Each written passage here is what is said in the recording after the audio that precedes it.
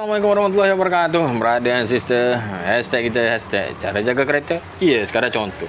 Tadi ini kita ada contoh apa itu fuel pump bagi model Pro 2 Viva. Ini dia panggil Pro 2 Viva. So cerita dia kena turunkan tangki untuk kita mengeluarkan fuel pump ini. Okay, ini dia panggil satu set. So untuk setengah-setengah ni sebenarnya kita boleh tukar dia punya motor saja. Mana boleh tukar motor saja. Tapi disebabkan kes yang ni nampak ni dia punya filter dah terlampau teruk. So kat dalam sini ni satu ni ada filter juga lagi. Jadi kadang-kadang sinteng dia tu kadang-kadang dia jadi apa tu orang panggil semput-semput. Kadang-kadang kereta mati.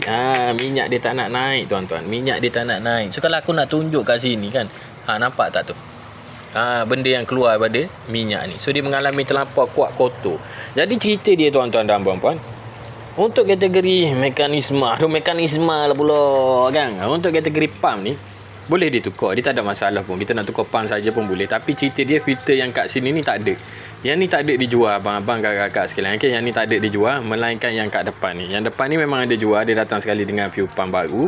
Tapi untuk yang kat sini dia tak ada. Tapi kalau berlaku masalah yang dekat sini, so benda tu akan merugikan kita sekadar menukar motor saja. So anda disarankan lebih baik menukar seketul. So kalau seketul ni tak kisahlah, mau orang nak beli original pun tak ada orang nak marah, nak beli hot lokal pun tak ada orang nak marah sebab dia bergantung pada bajet lah kan. Dia bergantung pada bajet. So benda ni tak ada lah rosok dalam masa sehari. Dan cerita dia makan ratus tahun juga. Okay, memang makan ratus tahun pun kereta ni dah memang jauh dah perjalanan dia, barulah dia mengalami masalah.